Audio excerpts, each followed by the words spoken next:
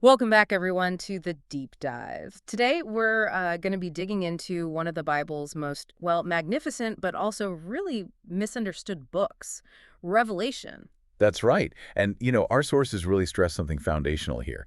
To get visionary text, you first have to grasp the author's true heart, their intention. Right. If you miss that core intention, You end up creating your own story, basically. and that's dangerous, isn't it? The sources actually highlight this risk right away. Imagine you're desperate for answers and you find a guide, maybe someone from, say, a cult group like Shinanji. Oh, absolutely. You don't just get a slightly wrong take, you could end up with what they call a completely distorted faith. And that distortion, it can have huge consequences. Yes. For your life now and, well, eternally. So sticking to a solid Bible-centered approach isn't just academic, it's like essential protection. It really is. And, this isn't exactly a new problem. The difficulty people have with Revelation, it's often not just the symbols and visions, though they play a part. What is it then? It's often a lack of really understanding God's will as shown throughout the whole Bible and through history. Kind of like how many Jews back in Jesus' time missed who he was. Because they had their own ideas, their own expectations. Exactly. Their own sort of greed and expectations got in the way. They were looking for a different kind of Messiah. Okay, but that raises a question for me. If God's heart is love and comfort, why use these, well, confusing visions? Why not just simple, encouraging words? Seems like it invites misinterpretation. Well, think about the historical situation. Protection. It was necessary camouflage, you could say. Emma Flood. Yeah, these believers were being persecuted by Rome severely. If John had just written plainly, hey, Rome's going to be destroyed soon, and that letter got found. Treason. Big trouble. Complete destruction, potentially. Charges of treason against the state.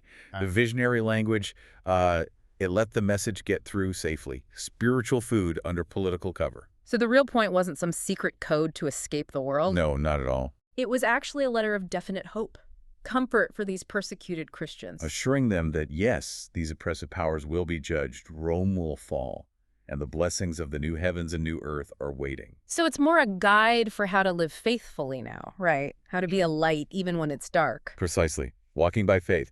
And thankfully, Revelation itself gives us the key to understanding its own structure. We don't have to guess. Right, you're talking about Revelation 1.19. That's like the author's own roadmap, isn't it? It is. John is told right down what you have seen, Okay. what is now, and what will take place later. 3 parts. Super clear. So let's break that down. Part 1, what John saw. That's chapter 1. Yes, that incredible vision of the glorified Christ. Majestic. Powerful. Then part 2, what is now, chapters 2 and 3. The messages to the 7 actual churches in Asia Minor, dealing with their real present-day issues. Things happening right then. And it's funny, isn't it? Those are often the chapters people skim over today. They want to jump straight to the, the seals and trumpets. They do. They skip the now to get to the later. But you need the now to understand the later. Yeah. Which brings us to part 3, what will take place later. Chapters 4 through 22, the future stuff. The prophecies about the end times, yes, but grounded in the reality of Christ's glory and the church's present situation. And looking back at that very beginning, the preface in chapter 1, verses 1 to 8, it really sets the tone, doesn't it? Comfort, encouragement. Absolutely. For believers who are genuinely starting to wonder, seeing all the evil, the persecution from Rome, is Jesus really still alive? Is he still in control? That doubt must have been crushing. Which is why verses 7 and 8 are so powerful. Look, he is coming with the clouds. That assurance, that promise of his return and ultimate judgment. That's what gave them strength? Hope and strength to persevere, yeah.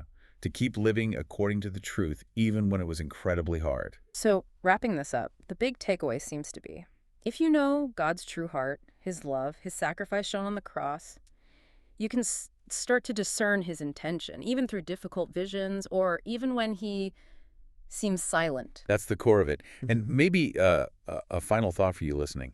If understanding Revelation hinges on understanding God's heart, ask yourself this. Are you maybe living what could be called a Jewish-style life of faith?